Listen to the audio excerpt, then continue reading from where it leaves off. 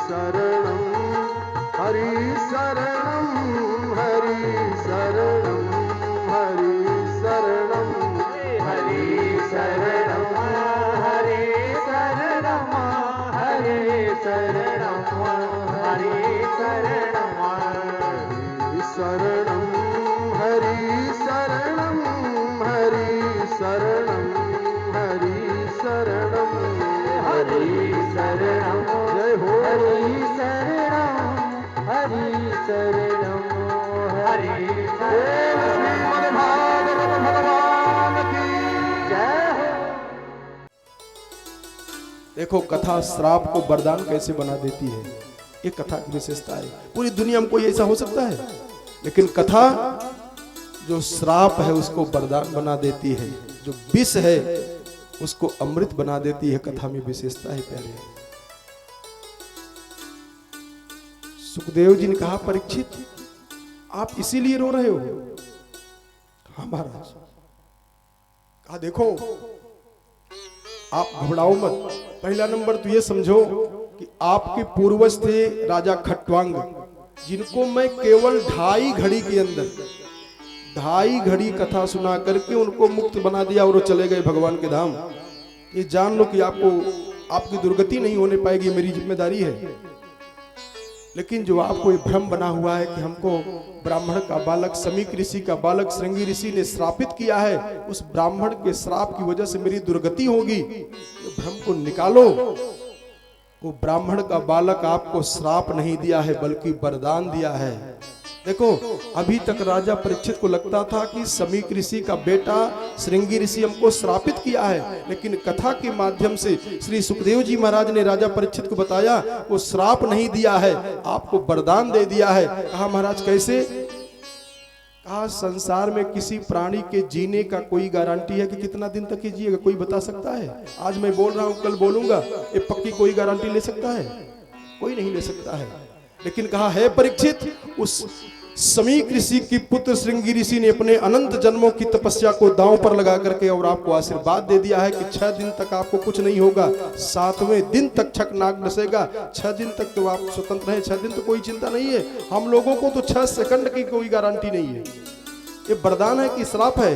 अब तो राजा परीक्षित गदगद हो गए, मस्त हो गए। वाह महाराज, तो हम तो डर रहे थे कि हमको श्राप लगा हुआ है। क्यों? क्योंकि तप बल विप्र हर सदा बरियारा और इनके कोपन को रखवारा। इसी डर के मारा तो डर रहे थे कि ब्राह्मण का श्राप है। हाँ ना, ये वरदान है। तो भक्तों का चरित्र सुनाना शुरू किए। देखो ये भक्त सुने, इनकी ये दशा हो गई, इन्होंने सुना, इनकी ये दशा हो गई। भैया एक बात आपसे बता दें, भगवान का भजन हमेशा करते रहना चाहिए, भगवान की पूजा हमेशा करते रहना चाहिए। देखो पाप कई प्रकार के होते हैं। एक पाप साधारण होता है जिसका प्रायश्चित किया जाता है, और दूसरा उग्र पाप होता है, और तीसरा एक बड़ा भयानक पाप होता है जिसका उपचार, जिसका समाधान पूरी दुनिया में कहीं है ही नहीं। वो कौन सा पाप है?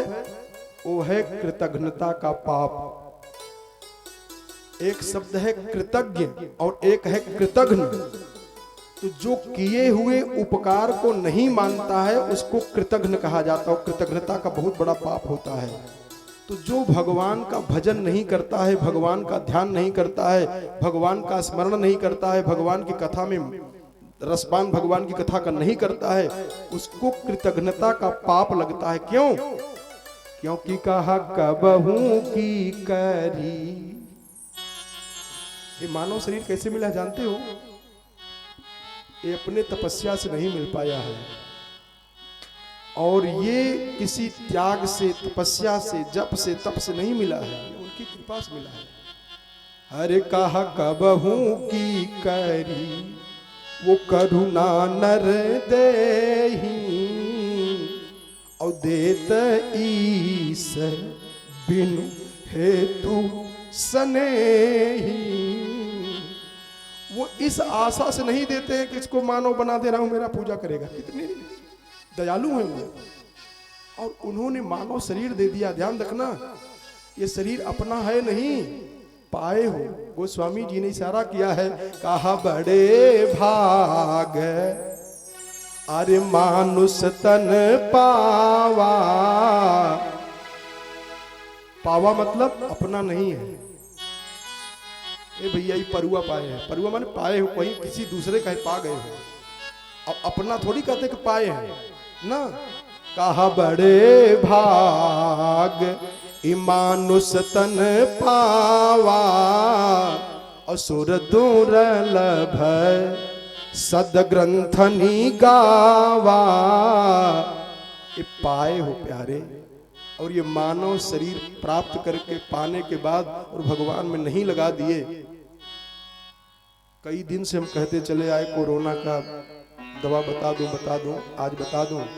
ज्यादा समाचार आ रहा है, विद्यालय बंद कर दिए जा रहे हैं, बहुत भयानक रोग बन गया है, महामारी बन गया है। और जान लो, केवल जो भगवान की पूजा करता रहेगा वहां कोरोना का वायरस प्रवेश नहीं कर पाएगा। उसका कारण जानते हो? और बता दे रहा हूं आपको। अपने घर में यदि आप भगवान की मूर्ति लगा करके नियम से पूजा करते रहेंगे तो हमको दवा बताने की जरूरत नहीं है, कोरोना वायरस अपने आप ही नहीं प्रवेश कर पाएगा। कारण क्या है जानते हो? अब दवा बता दे रहा हूं, अब मजबूरी में लोग इसको करेंगे, कर रहे हैं, खुशी से नहीं, मजबूरी में बीमार हो गए इसलिए,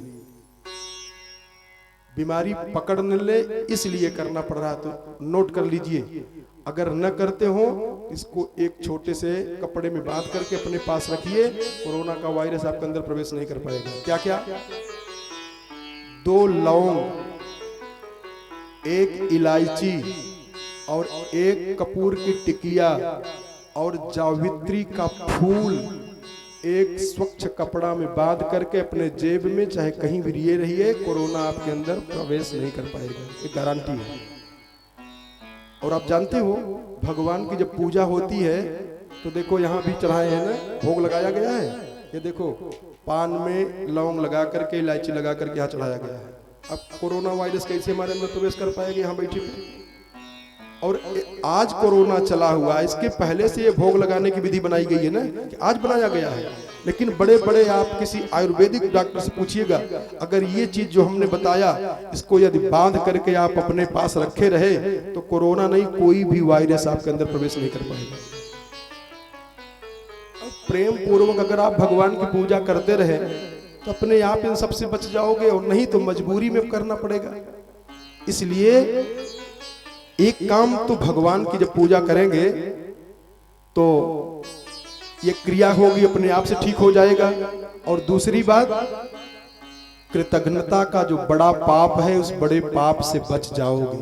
इसलिए हमेशा भगवान का पूजा पाठ ध्यान करना चाहिए, भगवान की कथा जहाँ शास्त्रीय पद्धति से हो वो करना चाहिए। तो राजा परीक्षित को बड़ी दिव्य दिव्य कथा सुनाए सुखदेव जी महाराज, गजेंद्र की कथा सुनाए, गजराज की कथा सुनाए, समुद्र मंथन की कथा सुनाए। जो समुद्र मंथन से 14 रत्न निकले। अब अगर ज्यादा समय होता तो उस पर विस्तार कर दे तो बताएंगे कैसे समुद्र मंथन से 14 रत्न निकलते हैं। ये कथा में सिखाया गया है कैसे रत्नों को निकाला जाए सागर से। राजा परीक्षित मस्त हो गए, गदगद हो गए और कहा, महाराज अब मैं कुछ कहना चाहता हूं। सुखदेव जी ने कहा, कहिए। तो कहा, मनमंतराणि सर्वाणि त्वयोक्तानि श्रुतानि मे, वीर्याण्यनंत वीर्यस्य हरेस्तत्र कृतानि च। आपने भक्तों की कथा सुनाई, मनुओं की कथा सुनाई, 14 मनु होते हैं उनकी कथा सुनाई। अब मेरी इच्छा है कि सूर्य वंश के जो प्रतापी राजा हुए हैं, जो सूर्य वंश में जन्म लिए हैं, भगवान का भक्त है, भक्ति किए हैं, प्रतापी राजा हैं, उनका चरित्र मैं श्रवण करना चाहता हूं। केवल चरित्र श्रवण करने के लिए जब कह दिया तो सुखदेव जी महाराज प्रसन्न हो गए और सुखदेव जी ने कहा, श्रूयताम मानवो वंशः। राजन मैं सुनाऊंगा कथा आपको, सूर्य वंश के राजाओं की कथा को सुनाऊंगा, लेकिन विस्तार से नहीं। क्यों? इतना विस्तार है, इतना ज्यादा कथा है भागवत जी में। क्या सुखदेव जी ने कहा कि प्राचुर्येण परम तप, हे परम तपस्वी परीक्षित, मैं आपको सूर्यवंश के राजाओं की कथा सुनाऊंगा, लेकिन कैसे? प्राचुर्येण, संक्षिप्त रूप से सुनाऊंगा। राजा परीक्षित ने कहा महाराज क्यों विस्तार से क्यों नहीं सुनाएंगे? कहा न शक्यते विस्तरतो, विस्तार से नहीं सुना पाऊंगा। कहा क्यों? कहा वक्तुम वर्ष सतैरपि, 100 वर्ष में भी मैं सूर्यवंश के राजाओं का चरित्र नहीं सुना सकता हूं। इतना विशाल है, इतना ज्यादा उन राजाओं का चरित्र है, इसलिए संक्षिप्त से सुनाता हूं। संक्षिप्त से आप सुन लीजिए। और कथा 2 प्रकार से कही जाती है विशेष रूप से, वैसे तो कई प्रकार से होती है, लेकिन जो कथाकार होते हैं वो 2 रीति को कम से कम जानना ही चाहिए। कौन कौन? एक समास रीति है और एक व्यास रीति है। तो कहीं कहीं पर समास रीति का प्रयोग करके कथा सुना दिया जाता है और कहीं कहीं पर व्यास रीति का प्रयोग करके कथा को सुना दिया जाता है। तो सुखदेव जी ने कहा कि सूर्यवंश के राजाओं की जो कथा है मैं समास रीति से आपको सुना दे रहा हूं, क्योंकि अगर व्यास रीति से सुनाऊंगा तो 100 वर्ष लग जाएगा, तब वो कथा पूरी नहीं हो पाएगी। और यहाँ 7वें दिन में उसका प्रमाण पत्र देना है, इसलिए भैया आप क्षमा करिए। कहा ठीक है महाराज। तो कथा सुनाए। कहा कि भगवान नारायण की नाभि से कमल प्रकट हुआ। केवल अभी आप प्रथम दृष्टया कथा को समझने का प्रयास करें, भगवान की कृपा होगी कभी फिर समय मिलेगा तो इन कथाओं पर और विस्तार करूंगा, क्योंकि ये जो संकल्पित कथा है इसी समय सीमा के अंदर कृष्ण भगवान के जन्म तक की कथा कहनी है। चतुर्थे कृष्ण जन्मनि, 4थे दिन कृष्ण भगवान के जन्म की कथा कहना ही कहना है।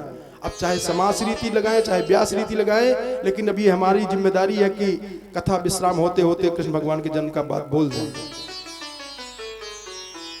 तो कहा भगवान नारायण के नाभि से कमल प्रकट हुआ और उसी कमल पर जगत पिता ब्रह्मा प्रकट हुए। तस्य नाभेः समभवत् पद्म कोशो हिरणमयः, तस्मिन् यज्ञे महाराज स्वयं भूश्चतुराननः। चतुर्मुखी ब्रह्मा जी उसी भगवान के नाभि से प्रकट हुए, कमल पर प्रकट हुए। और कहा उन ब्रह्मा जी के मरीचिर मनतस्तस्य, ब्रह्मा जी के मन से मरीच पैदा हुए और मरीच से यज्ञे तस्यापि कश्यपः और दाक्षायण्याम ततोदित्याम विवस्वान भवत्सुत। उन मरीच से कश्यप पैदा हुए, कश्यप से विवस्वान मनु पैदा हुए और विवस्वान मनु के श्राद्ध देव मनु पैदा हुए। श्राद्ध देव का विवाह श्रद्धा देवी के साथ में हुआ। काफी दिन व्यतीत हो गया, इनसे कोई संतान प्राप्त नहीं हो पा रहा था। और तब इन लोगों ने यज्ञ किया, पुत्रेष्ट यज्ञ किया। पुत्रेष्ट यज्ञ करने के बाद इनसे 10 पुत्र पैदा हुए। इक्ष्वाकुण्ड्रिग शरयाति दिष्ट धृष्ट करूसकान्, नरिष्यन्तं प्रसध्रंच नभगंच कविम विभू। ये 10 पुत्र पैदा हुए और ये 10 अग्नि के नाम हैं। यहीं से सूर्यवंश प्रारंभ हो जाता है। ये सूर्यवंश की वंशावली प्रारंभ होती है। कहते हैं इन्हीं की परम पावन वंशावली में महाराज शरयाती पैदा हुआ। और शरयाती बहुत बड़े राजा थे। उनकी लड़की का नाम था सुकन्या। देखो राजा लोग हमेशा राजा बने रहते थे। कभी कभी हम लोगों को भी भ्रम होता है कि शनि की 7.5 ये जितने ग्रह नक्षत्र हैं गरीबों को ही परेशान करने के लिए। कभी पेपर में निकला है देखे कि बिरला जी के ऊपर शनि की 7.5 चली हुई है ना, वो किस राशि में है? कारण क्या है जानते हो?